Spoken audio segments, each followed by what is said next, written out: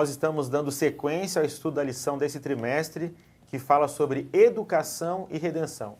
Eu estou aqui acompanhado da minha amiga professora Eleni Vordel, que é coordenadora pedagógica da Rede Adventista para o Centro-Oeste do Brasil, e o pastor Arturo, que é o coordenador dos pastores escolares, também dessa mesma região. Pastora, a senhora pode fazer uma oração para nós começarmos o estudo de hoje? Claro, vamos orar. Querido Deus e Pai amoroso, muito obrigada por essa oportunidade de estarmos aqui, lembrando e pensando no Senhor como nosso Criador. Senhor, venha abençoar tudo que nós formos falar e que Teu Santo Espírito clareie a nossa mente para entendermos o Teu propósito para a nossa vida e para a nossa rede adventista também. Amém. Tudo isso eu te peço humildemente em nome de Jesus. Amém. Amém. Amém. Bem, o tema dessa semana, da lição 4, que é a que nós vamos estudar aqui, é Os Olhos do Senhor, a Cosmovisão Bíblica. Eu não sei quanto aos meus amigos, mas esse termo cosmovisão não é tão usual, tão comum. Eu quero relatar um exemplo prático para dar o início aqui da nossa conversa. Se você precisar dirigir um automóvel no Brasil, você naturalmente vai se direcionar para o lado esquerdo do veículo, vai se assentar ali no banco do motorista e o volante vai estar bem à sua frente. Mas se você tivesse que fazer a mesma coisa na Inglaterra, você teria que ir para o lado inverso do automóvel, você se sentaria no banco que para nós aqui chamamos como banco do carona e o volante estaria à direita e não à esquerda. Isso mostra duas formas de fazer a mesma coisa, duas visões de um mesmo processo, que é dirigir um automóvel. E a cosmovisão é muito parecida, funciona de uma maneira muito próxima a essa. É uma forma de enxergar, é um filtro de realidade e que muitas vezes alguns têm uma visão de vida, outros têm uma outra visão de vida e esse filtro vai sendo construído por experiências, por uma educação, por leituras, de diversas formas, mas cada um de nós tem uma forma de enxergar o mundo e é sobre isso que nós vamos falar hoje em nosso estudo. Pastor Arthur, eu mencionei a cosmovisão como um exemplo de um automóvel, mas há cosmovisões muito críticas, né, muito opostas, em especial no meio educacional que nós atuamos. Quais são as principais cosmovisões que hoje nós percebemos, em especial no ambiente acadêmico, pastor? Então, uma dessas cosmovisões que tem grande contraste dentro desse âmbito educacional, principalmente, é a diferença entre a cosmovisão criacionista e a cosmovisão ateísta, materialista, evolucionista. E esse segundo grupo de cosmovisões, que é completamente diferente ao criacionismo bíblico, é uma cosmovisão que acredita que tudo existe sem motivo algum. Tudo existe sem explicação alguma. As coisas existem porque existem. Não teve um ser inteligente, não teve alguém que colocou tudo no seu lugar. As coisas não têm um propósito, não têm um começo que possa ser explicado. Pastor, você me explicou bem aqui a visão ateísta, que é a visão mais aceita no mundo acadêmico, educacional, até no mundo secular, de uma forma geral, né?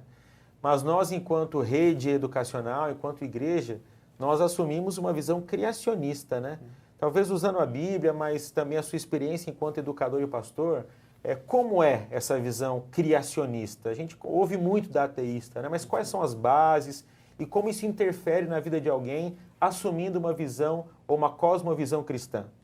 A nossa base é Cristo Jesus. E olha o que diz João, capítulo 1, nos primeiros versículos, diz assim: No princípio era o Verbo, e o Verbo estava com Deus, e o Verbo era Deus.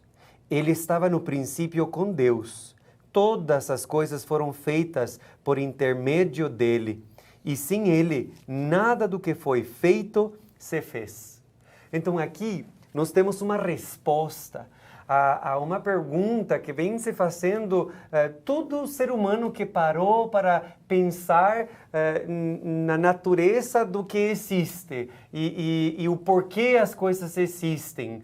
Por que há algo em vez do nada, né? E essa pergunta que vários filósofos se fizeram ao recorrer da história é respondida nesses textos. É Cristo Jesus quem criou tudo.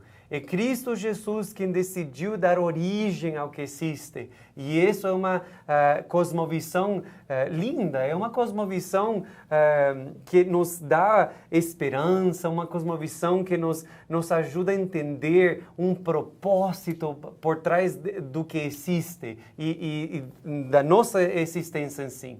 Muito bem. Com a sua resposta, pastor, você já nos indicou que essa cosmovisão, ela não é uma filosofia centrada em ideias. Ela é uma visão de mundo, uma visão de existência centrada numa pessoa, num ser que é o próprio Cristo, Deus, né? Sim. Sr. Eleni, se nós assumimos essa cosmovisão cristã, tendo Deus como centro, como que ele é colocado nessa cosmovisão? Ele é colocado como um grande pensador, ele é colocado como aquele que criou, mas se afastou, como a Bíblia e a cosmovisão cristã colocam a pessoa de Deus nessa perspectiva? Bom, a Bíblia é a base dessa cosmovisão. E a Bíblia traz um Deus pessoal. Um pessoal que, ao criar o ser humano, fez com as suas próprias mãos. Não pediu que aparecesse, tanto ele, o Adão, quanto a Eva. E esse Deus pessoal já tinha um plano para que, se caso Adão e Eva pecasse, ele enviaria o seu próprio filho. Olha que amor é esse? Em que visão de mundo nós temos um Deus que envia seu filho para morrer e se integrar? É única. Então, é maravilhoso porque nós temos a Bíblia, que é a palavra de Deus, que tem a narrativa desde a criação até a restauração final. E é nela que a gente deve se aproximar, porque ela é a base dessa visão. E esse Deus, professora, ele é um Deus criador, mas que ele participa ainda daquilo que acontece no mundo ou não?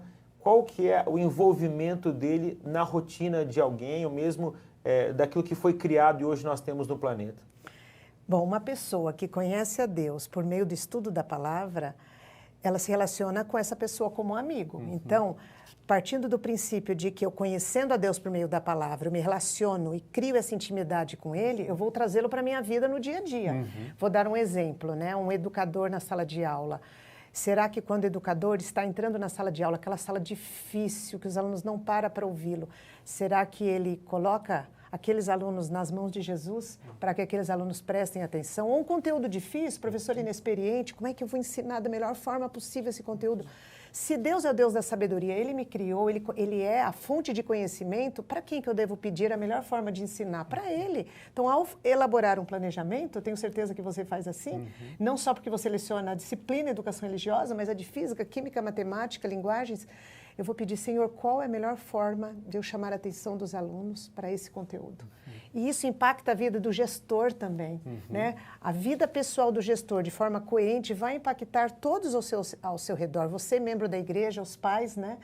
Como é que eu me relaciono com meu filho? Adolescente quer ver coerência. Então, se eu amo a Jesus, Ele é Deus pessoal, o seu amor se conecta ao meu, eu vou demonstrar isso nas atitudes, nas escolhas, nos relacionamentos. Muito bem, então nós ouvimos aqui do pastor Arthur e da pastora Eleni que essa cosmovisão cristã, criacionista, está centrada na figura de Deus, e esse Deus não é um Deus distante, embora criador, mas que se afastou, que não interfere na nossa rotina e nossa vida, muito ao contrário, ele sim é um Deus atuante, presente, amoroso e que conduz a história do universo. Então, eu acho que nós temos aqui um cenário bem diferente do que aquele que o pastor Arthur descreveu no começo, onde Deus é colocado de lado e todas as demais concepções são fruto de acaso, mesmo de escolhas meramente humanas. Pastor, a pastora Eleni mencionou que você é um professor também, né? Sim. Você, quando entra numa sala de aula, ela mencionou no caso aqui salas difíceis ou conteúdos complicados, mas para além da rotina da sala de aula, como você percebe essa cosmovisão direcionando a sua perspectiva enquanto educador e pastor também? Eu acredito que é uma das principais bases, a principal base na realidade, porque sendo esse Deus perfeito, esse Deus amoroso, esse Deus que se importa, eu então quero trabalhar com Ele para fazer o meu planejamento, para executar todos esses planos que tenho para o dia e procuro me manter ligado a Ele, não somente no momento que fui pensando em que era o que ia apresentar para os estudantes, mas também durante todo o tempo que estou ali frente a eles e mesmo em momentos não oficiais da sala de aula. Porque ao procurar ter essa conexão, porque é um Deus pessoal, né, em que acreditamos, e ao ter esse relacionamento pessoal e estar ligados a Ele, então aí vamos poder ser um instrumento dEle, vamos poder ser guiados por Ele, e não tem como ser um professor e ensinar as verdades tantas que temos para expor para eles, sem estar conectados a Deus. Até por causa desse contexto do grande conflito em que nos encontramos. O educar é uma batalha e todo professor sabe disso. E a única maneira que vamos vencer essa batalha é deixando que Deus trabalhe através de nós. Quando eu me esqueço que Deus está do meu lado, quando eu não me deixo ser usado por Ele e confio mais nas minhas habilidades, aí é quando tudo começa a desandar.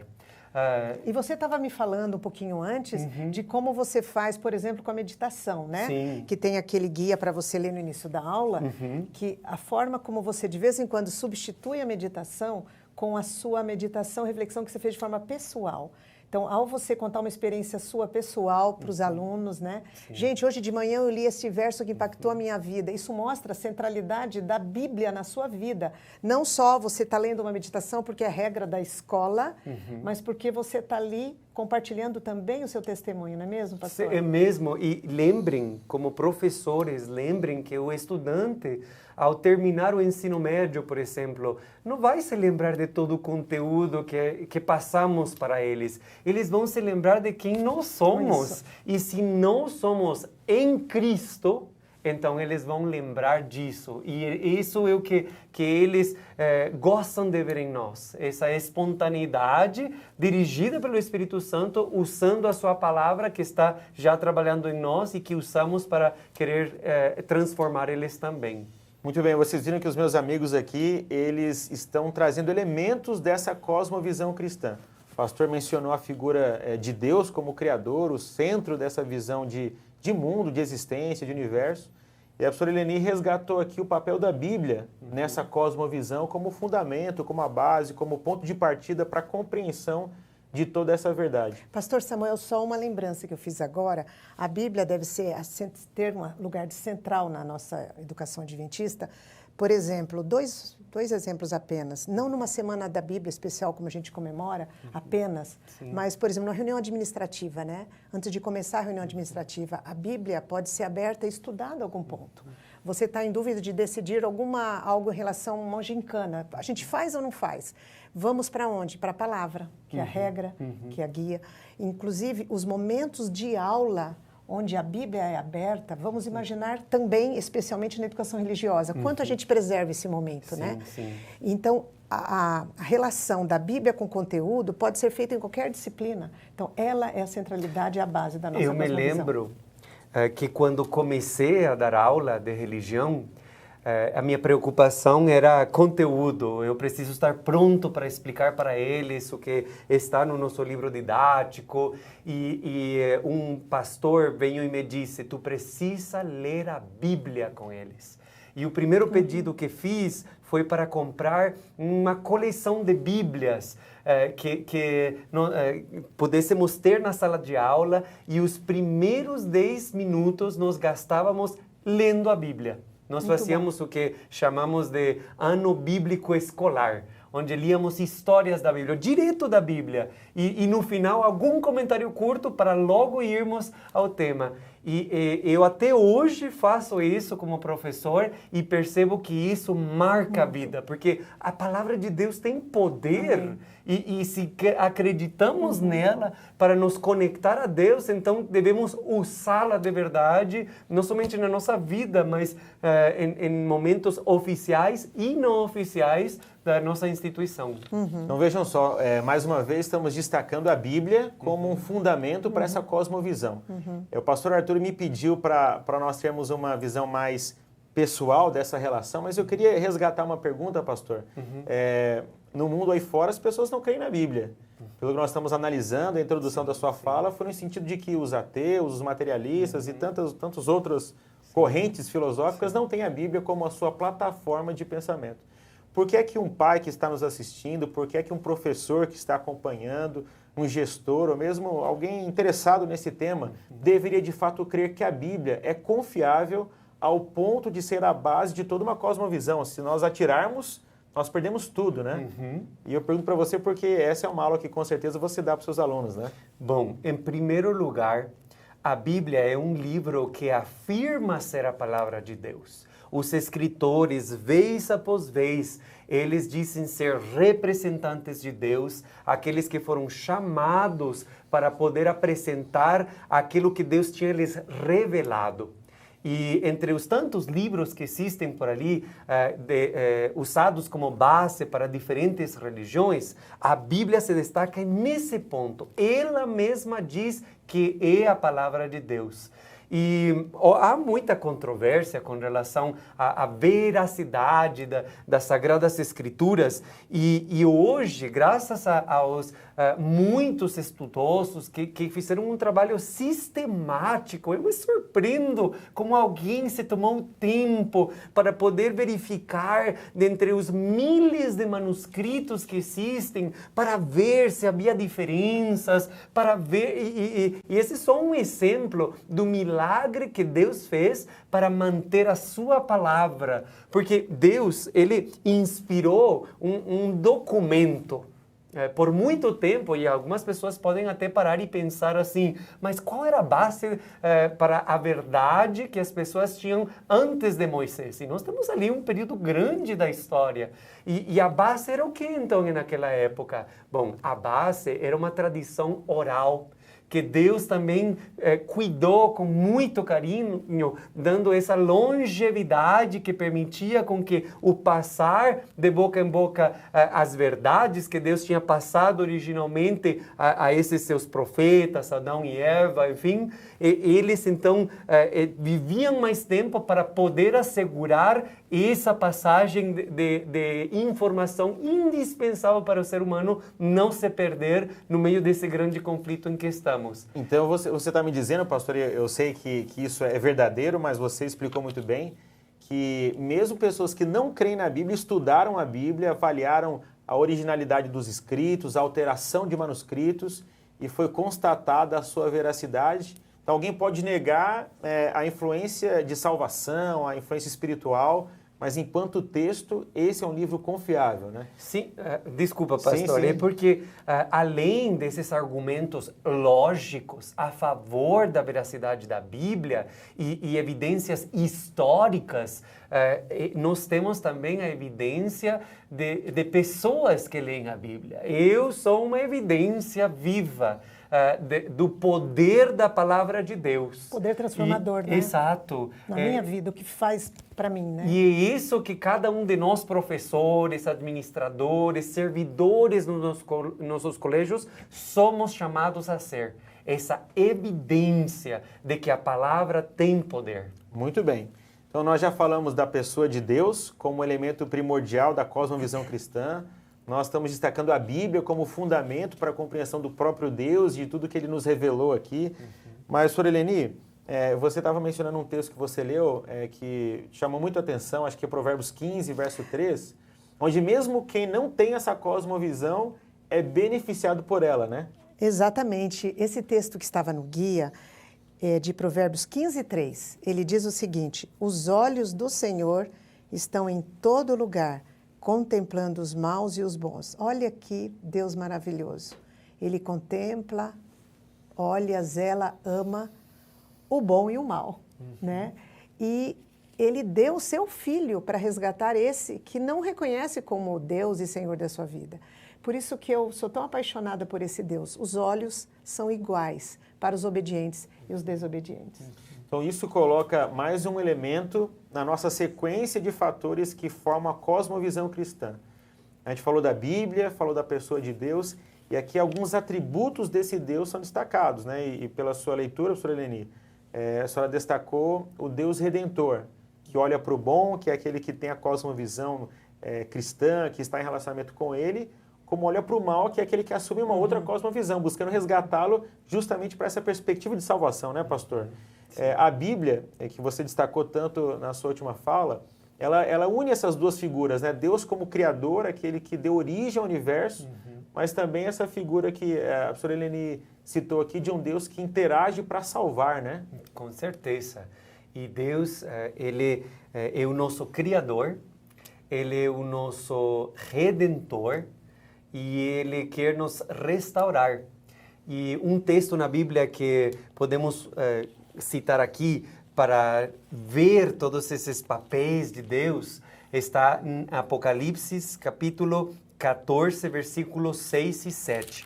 Diz assim: Vi outro anjo voando pelo meio do céu, tendo um evangelho eterno para pregar aos que se assentam sobre a terra, e a cada nação, e tribo, e língua, e povo, dizendo em grande voz: Temei a Deus e dai-lhe glória, pois é chegada a hora do seu juízo. E adorai aquele que fez o céu e a terra e o mar e as fontes das águas. Aqui nós vemos o Evangelho como base para não somente redimir, mas dar início a uma sequência na vida, um caminhar com Cristo que é conhecido como a santificação. Então, esse Deus no qual acreditamos, esse Deus bíblico, ele é um Deus que não somente nos criou, ele também nos redimiu por meio de Cristo Jesus na cruz e ele quer nos restaurar. E esses três verbos que estão ali no imperativo, temei, dai glória e adorai, compõem esse ato restaurador que Deus quer fazer em nossas vidas a partir do momento que aceitamos a redenção em Cristo Jesus. Agora é interessante, pastor Arthur, nessa sua fala, o texto ele fala de um Deus criador, na referência ali àquele que fez o céu, a terra, o mar, as fontes das águas. Fala de um Deus restaurador, o evangelho eterno, que é a salvação, que é a obra de Cristo. Mas nós ouvimos aí um novo elemento, que é o julgamento, o juízo. Então, se há um juízo, quer dizer que dentro dessa cosmovisão que a gente está conversando, deve haver um padrão moral, porque senão não faria sentido julgar a humanidade. Se não há um critério único para todos, não haveria sentido, né? Então, vamos avançar aqui já para a parte final do estudo, mas juntando os elementos, nós vimos a existência de Deus, nós vimos a Bíblia como central, como aquela que descreve toda essa cosmovisão. Nós agora estamos vendo os papéis desse Deus, o papel criador, o papel redentor, e vamos fechar com esse papel também moral, né? Sr. Eleni, nós hoje em dia temos uma carência de referências globais. Hoje em dia é muito comum nós ouvirmos que cada um toma as suas próprias escolhas, uma liberdade exagerada no sentido de não haver referências. Para aquele que tem uma cosmovisão cristã, há uma base moral imutável, ou também é uma perspectiva pessoal no plano da salvação, a minha conduta, o meu comportamento?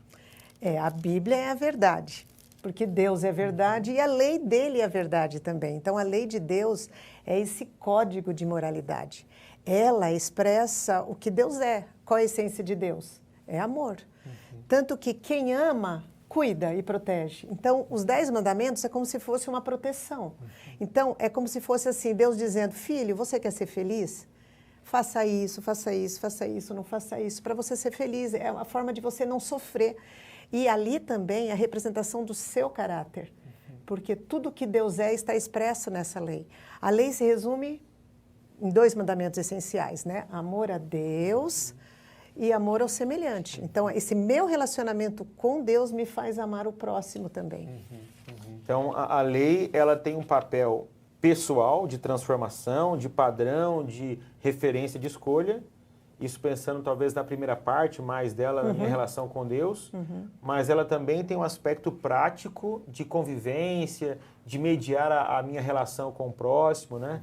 E eu pergunto para a senhora, para nós que somos educadores, mas para pais que estão nos assistindo, para membros de igreja, essa transformação, ela produz frutos de que maneira perceptível para quem está perto de mim, um aluno, para um membro de igreja, para alguém que eu estou conhecendo? Qual é a percepção prática disso como obra de Deus, também juiz e de padrão de moral para a nossa vida? Quando o ser humano tem esta relação com Deus e com a sua lei, que é o código de moralidade, ele não tem como não amar o semelhante, porque o amor que ele tem, que Deus tem por ele, que é derramado no seu coração, e Romanos 5,5 diz, o amor de Deus é derramado no coração nosso por meio do Espírito Santo. Essa relação de salvação com Deus, mediada pelo Espírito Santo, me faz amar o outro, me preocupar com o outro e ser empático. Tanto que na nossa cosmovisão, uma palavra central é serviço. Então, todos nós, educadores, professores, membros de igreja, quando somos transformados pela graça de Jesus, experimentamos esse amor, não tem como esse relacionamento não transbordar para o semelhante. Então, a lei tem um papel capacitador também para o serviço. Não é só uma moralidade pessoal, não é só uma questão de ética, é uma capacitação, uma habilitação para que eu aja de forma salvífica em contato com meu colega de trabalho, com meu familiar. E o pastor Arturo tinha mencionado, acho que um verso, né, pastor, que te chama atenção também sobre essa dimensão da lei como uma referência de moral e de prática, né? É porque na cosmovisão de muitos cristãos, basta ter Jesus como Salvador. E em Judas, capítulo 1, versículo 4, diz assim, a última parte do versículo diz, descreve um grupo de pessoas que são homens ímpios, que transformam em libertinagem a graça do nosso Senhor Deus e negam nosso único soberano e Senhor Jesus Cristo. Então, Jesus não é somente nosso Salvador, Ele é o nosso Senhor soberano, dando a entender que Ele pode mandar em nós. Ele pode decidir e nos informar qual é a sua vontade, que sempre vai ser perfeita, sempre vai ser para a nossa felicidade, para o bem-estar não somente individual, mas coletivo. E esse é o Deus em que acreditamos, um Deus perfeito. Interessante, pastor, você mencionou que a Bíblia dá autoridade, ou ela explicita a autoridade que Deus já possui de mandar em nós, né? De dar ordens na sua criação, embora nós tenhamos o livre-arbítrio para escolher obedecer ou não, né? E essa sua fala poderia ser até hoje em dia mal vista, né? Como é que um Deus impõe? Como é que eu não posso escolher pelo meu sentimento, pelos meus impulsos? Mas, por outro lado, nós que convivemos com adolescentes, com crianças, com pais, nós percebemos a falta que hoje em dia fazem princípios morais imutáveis, referências de valor, comportamentos que são direcionados para uma concepção bíblica, né? Então, a prática da vida mostra que a ausência de referência é muito mais maléfica do que eu crer que existe um Deus que me ama e deixou um código para que eu possa agir de maneira acertada, pessoalmente, como o senhor Eleni mencionou aqui, de uma forma salvífica para as outras pessoas, né? Inclusive, pastor Samuel, nós temos escola de missões na nossa instituição. Nós fazemos muitas atitudes e a Escola Adventista vai muito para a mídia em função dos projetos de solidariedade, né? Tudo tem um propósito, né? Se a gente executa esses projetos de solidariedade, não é só para sair na mídia e fazer uma propaganda da escola, mas é porque enquanto esse aluno participa desses projetos, ele vai sendo transformado. Ao olhar o outro, a necessidade do outro, muitos não têm essa oportunidade. E a escola de missão complementa também. A gente está preparando missionários. Então, cada aluno daquele que for escolher uma determinada profissão, ele será um missionário executando aquela profissão. Então, a gente precisa dar elementos não só conceituais, mas de prática também. Então, alguém que foi salvo por Jesus precisa ver em cada pessoa que ela entrar em contato no dia a dia um candidato ao reino do céu. O professor, ao se relacionar com o aluno, é um candidato ao reino do céu e também ele desafia o aluno a ter esse olhar para com o outro, um olhar não de competição, mas de cooperação, não de eu ser o melhor e o principal, mas eu te ajudo também. Eu quero o céu não para mim, mas para a sua família também e vamos todos juntos nessa caminhada.